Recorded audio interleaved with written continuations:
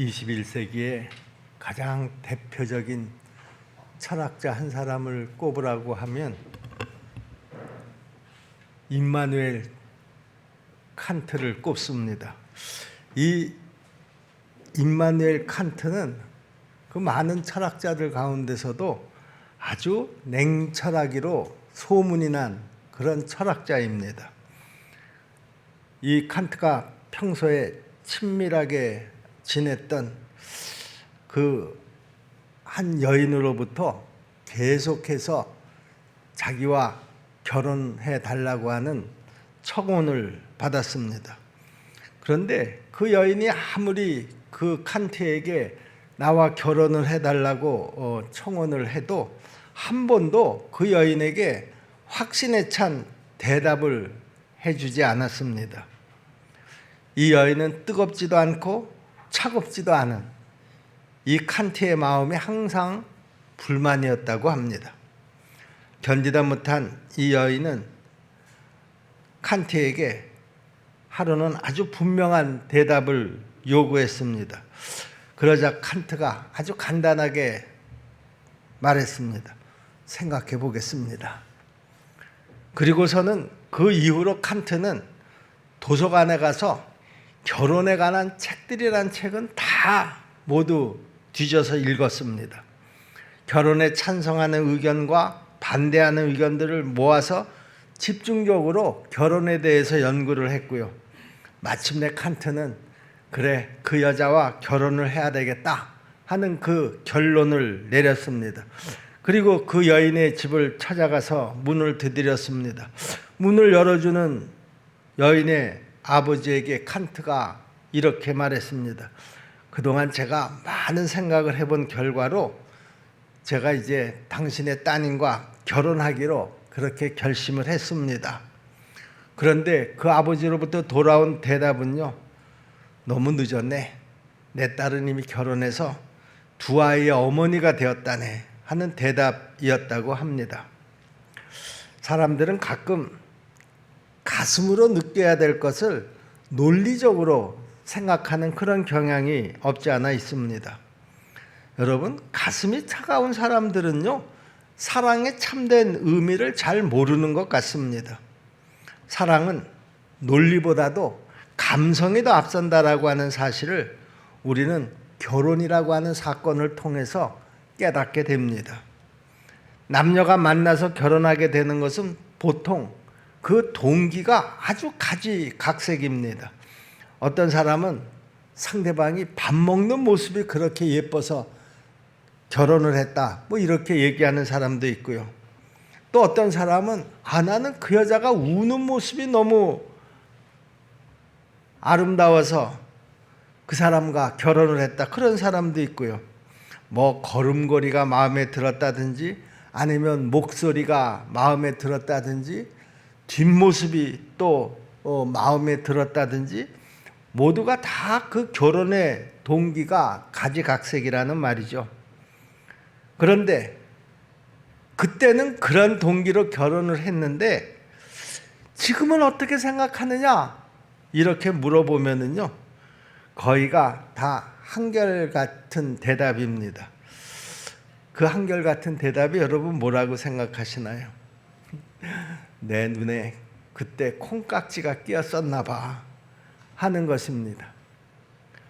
그런데 내 눈에 콩깍지가 끼었었나 봐 이렇게 얘기하는 그 모든 사람들이 처음 그 상대방을 만났을 때를 돌이켜보면 그 모든 것들이 다 좋았다라고 하는 사실이죠. 뭐 지금은 눈에 거슬리기도 하고 상대방을 단점으로 보는 그런 조건들까지도 그때는 그게 다 좋아 보였던 것입니다. 이게 도대체 뭘까? 그게 바로 감정입니다. 그 당시의 감정이 그 상대방에게 그런 매력을 느끼게 했다라고 하는 것이죠. 그래서 그 상대방을 사랑하게 된 것입니다. 그래서 또 결혼하게 된 것이고요. 그러므로 사랑은요, 논리가 아닙니다. 여러분, 우리가 밥 먹는데 무슨 논리가 있습니까? 뭐 우리가 걸어가는데 그 걸음걸이에 무슨 오묘한 논리가 숨어 있겠습니까? 그렇지 않습니다. 또 사랑은 이론으로 만들어지는 것도 아니다라고 하는 것입니다. 뭐 50대 50이니 뭐 30대 70이니 하는 이 비율의 이론들은요, 사랑에는 성립되지 않는 그런 말들입니다. 다시 말씀드리지만 사랑은 감정입니다. 내 감정에 전부를 주는 것이 사랑이고요, 여기에서 바로 행복이 얻어지는 것입니다. 결혼 생활의 궁극적인 목표는 뭘까? 여러분들은 결혼 생활의 궁극적인 목표가 뭡니까? 결혼하는 사람들에게 당신은 왜 저 사람과 결혼을 하느냐 이렇게 물어보면은요, 대부분이 다 내 행복을 위해서 결혼을 합니다 이렇게 대답을 합니다. 이 말이 틀린 말은 아닌데도요, 문제가 있습니다. 왜냐하면은요, 결혼의 동기를 행복하기 위해서다 이렇게 생각하면은요, 상대방은 내가 행복해지기 위한 수단이 돼 버리기 때문입니다. 그리고 그 수단은 계속 길들여 가야 합니다. 그래서 부부들은 그 신혼초에 상대방을 잘 길들여야지 된다, 신혼초에 주도권을 잡아야 된다 하는 아주 요상한 논리를 가지고 결혼 초서부터 많은 갈등을 겪게 되는 것입니다. 그러면 어떻게 해야 합니까? 내가 사랑하는 사람, 그 사람을 행복하게 해주기 위해서 내가 결혼한다, 상대방의 행복을 위해서 내가 결혼한다, 이렇게 생각을 해야 합니다. 내 불편을 잠깐 참고 희생하면 내 배우자가 행복해집니다. 그리고 그 행복해하는 모습을 보면서 나 자신도 보람을 느끼고요, 더 풍성한 행복을 누리는 이것이 바로 사랑이고요, 결혼이고요, 그리고 행복이라는 것입니다. 성경을 보면 모든 진리들은 다 역설적입니다. 죽으면 산다고 그럽니다. 나누면 부해진다고 그럽니다. 섬기면 지도자가 되고요, 버리면 얻는다 그렇게 말씀합니다. 그런데 이 진리는 교회 생활에서뿐만이 아니라 가정 생활에서도, 부부 생활, 모든 곳에서 다 적용이 되어야 하는 것입니다. 요즘 현대인들의 이혼 사유 중에 가장 많은 것이 저 상대방과 성격이 맞지 않는 것이다, 이렇게 그 이혼 사유를 들곤 합니다. 성격이 맞지 않는다, 무엇을 의미하는 말입니까? 다른 것이 아니라 내가 상대방에 대한 희생이 없다, 그런 말입니다. 나 자신의 포기란 있을 수가 없다 하는 이 이기심에서 생겨난 자기 합리화일 뿐이다, 그런 말입니다. 우리는 여기서 좀 더 깊이 생각해 봐야 합니다. 여러분, 행복이라고 하는 것은요, 내가 누구를 만났는가에 있는 것이 아니라 내가 저 사람과 어떻게 사느냐에 달려 있습니다. 내가 얼마나 좋은 배우자를 만났는가가 아니라 내가 어떻게 좋은 배우자가 되는가 하는 것이 훨씬 더 중요하다, 그런 말입니다.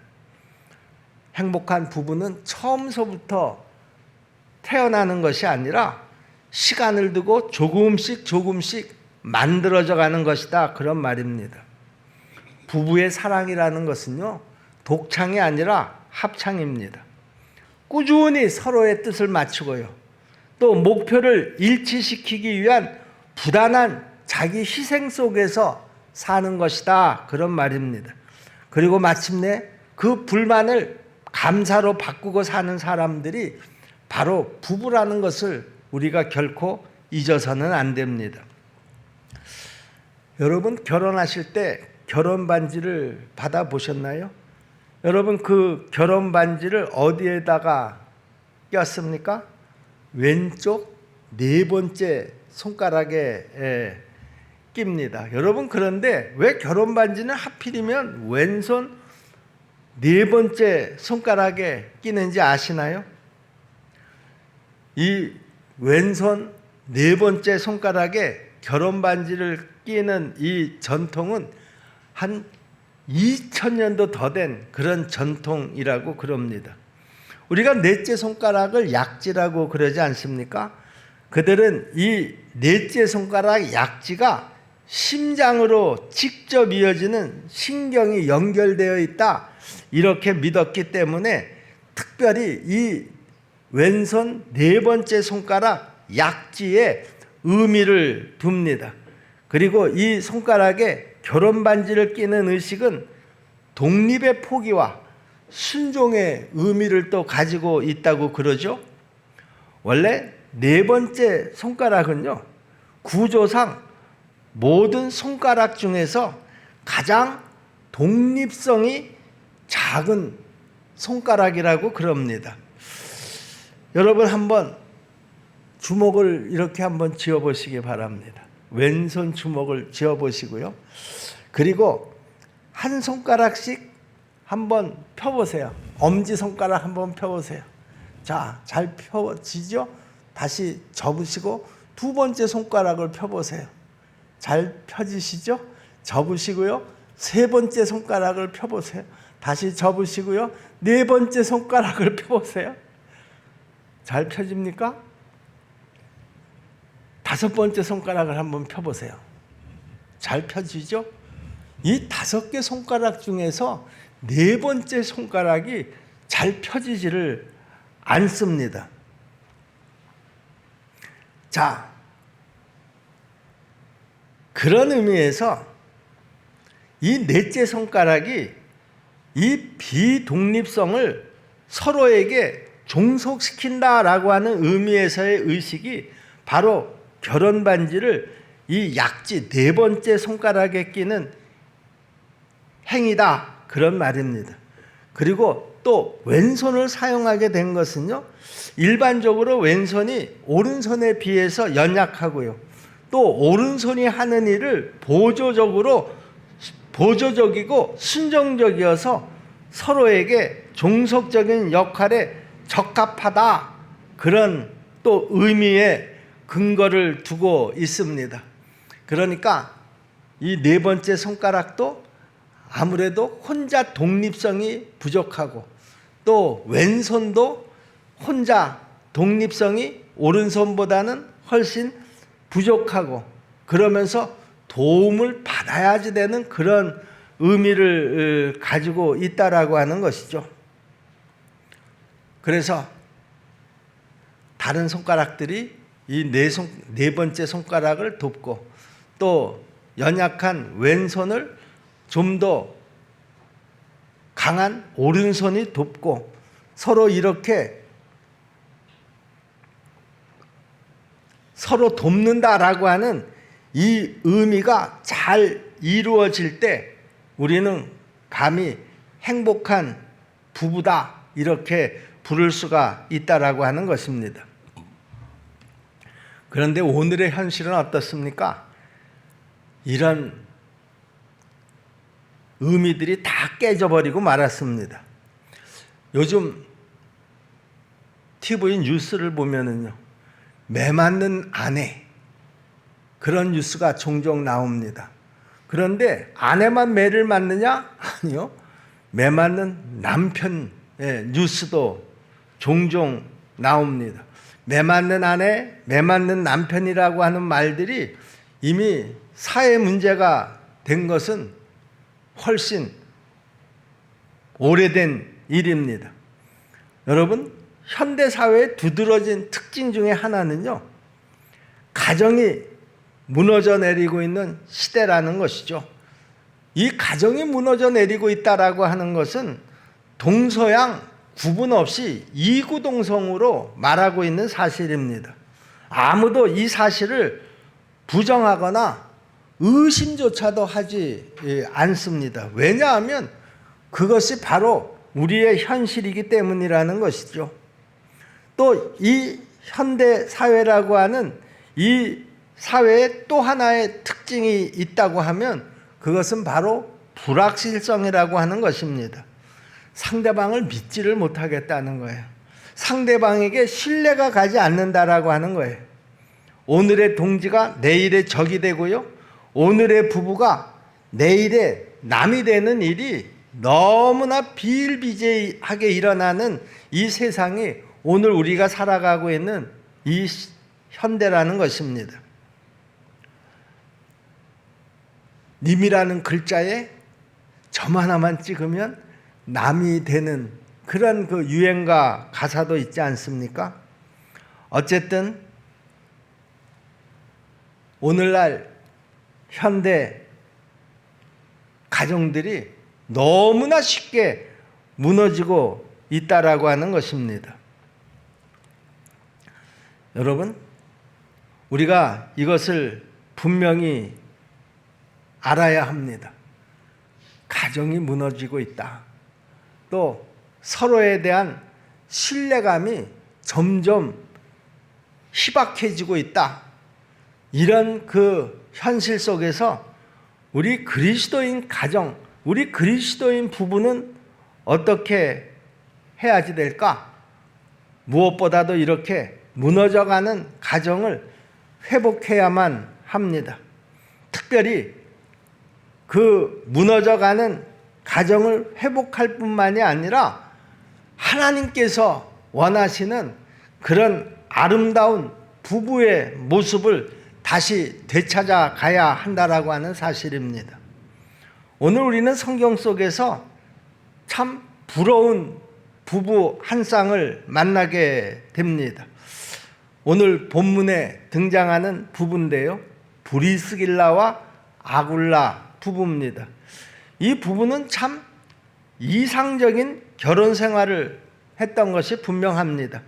신약 성경에 6번 반복해서 이 부부가 소개가 되고 있는데요, 언제나 이 부부의 이름이 함께 소개가 되고 있다라고 하는 것입니다.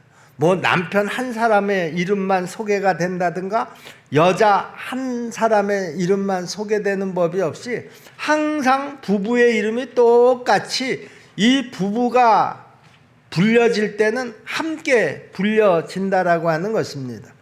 사도 바울이 이 부부를 3번 소개를 했고요, 누가가 3번 이 부부를 소개한 참 건강한 부부입니다.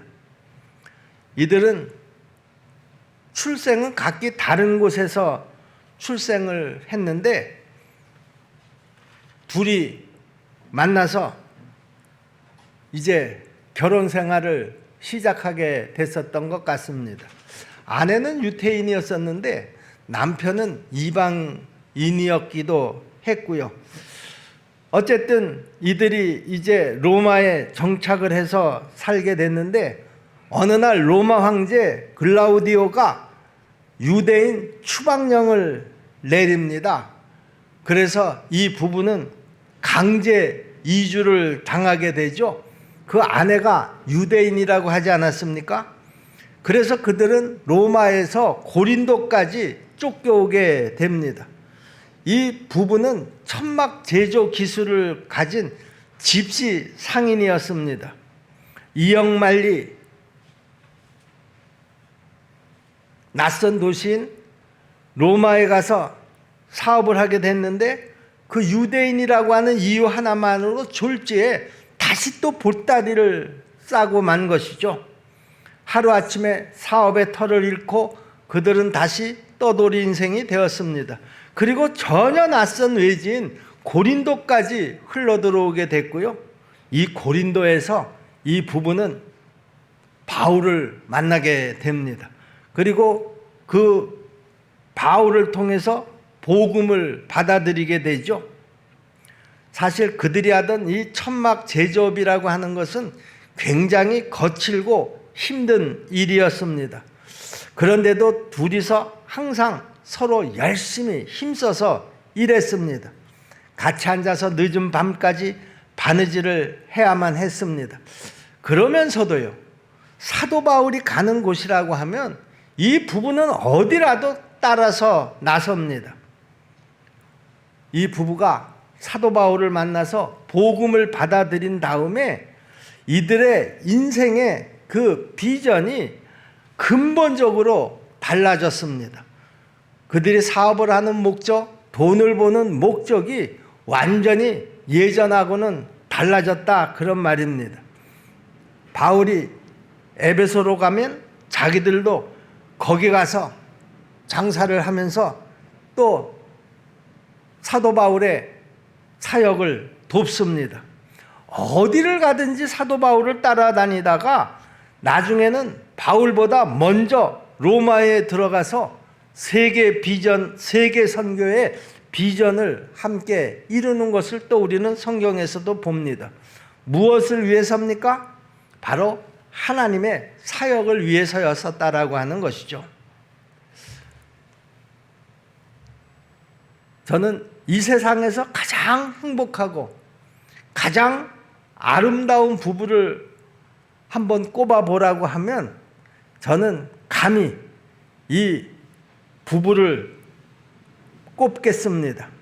하나님과 그 나라를 위해서 마음과 뜻을 합해서 함께 살아가는 부부가 저는 가장 행복한 부부라고 그렇게 여기기 때문에 그렇습니다. 바로 이 브리스길라와 아굴라 부부가 바로 그런 부부였습니다. 로마서 16장 3절 4절 말씀을 보시면은요, 그들은 정말 목숨을 바쳐서 헌신하는 교회의 가장 중심적인 인물이 되었습니다. 로마 교회가 개척 초기였었기 때문에 이 부부는 아예 자기 집을 교회로 제공을 하고 그곳에서 복음을 전하고 또 사람들이 그 집을 중심으로 해서 모여들었습니다.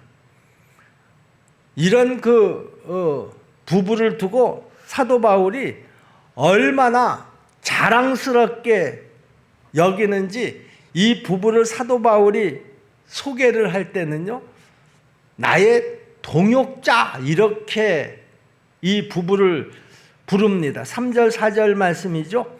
너희는 그리스도 예수 안에서 나의 동역자들인 브리스가와 아굴라에게 문안하라.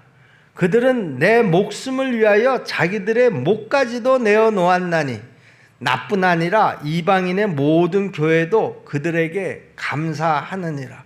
얼마나 고마웠으면, 이 부부가 그 자기 사역에 얼마나 도움이 되는 부부였으면 이 부부를 소개할 때에 내 동역자다, 이렇게 소개를 하겠습니까? 동역자라는 말이 무슨 말입니까? 나와 함께 수고하고 나와 함께 지금 헌신하는 자다, 그런 뜻입니다. 여러분, 신앙생활이라고 하는 것은요, 저는 절대로 복잡하다고 생각하지 않습니다. 아주 간단한 공식으로 이루어져 있다고 저는 분명히 믿습니다. 그것은 바로 헌신하는 만큼 성숙하게 되고 성숙한 만큼 성화가 된다라고 하는 것이죠. 헌신하는 만큼 하나님께 고귀하게 쓰임을 받게 되는 줄로 믿습니다. 여러분, 그렇지 않습니까? 아무리 좋은 점들을 많이 가지고 있어도요, 내가 그것을 가지고 하나님 앞에 헌신하지 않는다고 하면 내가 가지고 있는 그 모든 것들이 무슨 의미가 있고 무슨 소용이 있겠습니까? 나에게 건강이 있습니다. 그런데 그 건강을 하나님 위해서 쓰지 않습니다. 나에게 재물이 있습니다. 재산이 있습니다. 재능이 있습니다. 실력이 있습니다. 사회적인 신분도 있고요. 또 학력도 있습니다. 기술도 있습니다. 그런데 이 모든 것들이 하나님 앞에 헌신되어지지 않는다고 하면 그것들이 다 무슨 의미가 있겠느냐, 그런 말입니다. 여러분, 기독교는요, 가정적인 종교입니다. 창세기 1장에서부터 하나님께서 천지를 창조하시고 만물을 창조하신 이야기가 나오지 않습니까? 그리고 그 창조 이야기의 가장 마지막 부분에 하나님께서 한 남자와 한 여자를 만드시고 하나님이 직접 주례를 서십니다. 두 사람을 만나게 하시고 그리고 이 두 사람을 통해서 가정을 이루게 하시고 그 하나님의 창조 역사의 클라이막스를 이루는 것을 우리가 보게 됩니다. 모든 창조 역사가 마지막에 가정을 이루는 데 핵심을 두고 전개되고 있다라고 하는 사실입니다. 여러분, 예수님께서 복음을 전하실 때도요, 맨 처음 이적을 나타내셨던 것이 어디입니까? 바로 가나의 혼인잔치 집이었습니다. 두 사람이 만나서 가정을 이루는 혼인잔치 집에 예수님께서 찾아가셔서 축복하신 것이 예수님이 행하신 이적의 첫 번째라고 성경은 분명히 증거하고 있습니다. 하나님께서는 아브라함의 가정에게 복을 주셨습니다. 그리고 아브라함의 가정 이야기를 통해서 선택의 교리를 설명하고 있는 것입니다. 여러분, 이것이 바로 성경입니다. 우리가 살아가는 이 현대사회의 가장 큰 문제점은 사람마다 자기가 속한 그 가정을 떠나서 행복을 찾기도 하고요, 부부관계를 벗어나서 기쁨과 향락을 찾고자 하는데 저는 큰 문제가 있다고 생각을 합니다. 독신주의에서 자유를 찾고 방종에서 행복을 찾으려는 데에 문제가 있다, 그런 말입니다. 여러분, 우리는 참사랑에서 자유를 찾을 수 있어야지만 합니다.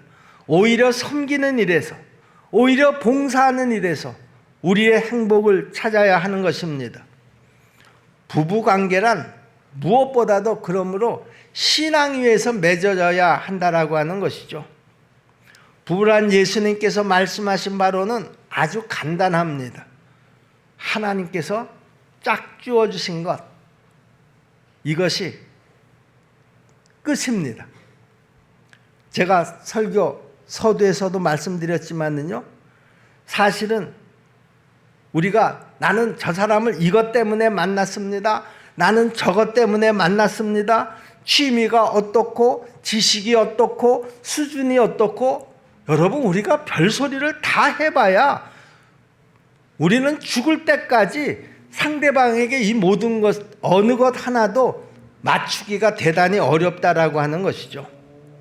이 모든 것이 서로 딱 맞는 사람이 세상에 어디 있겠습니까?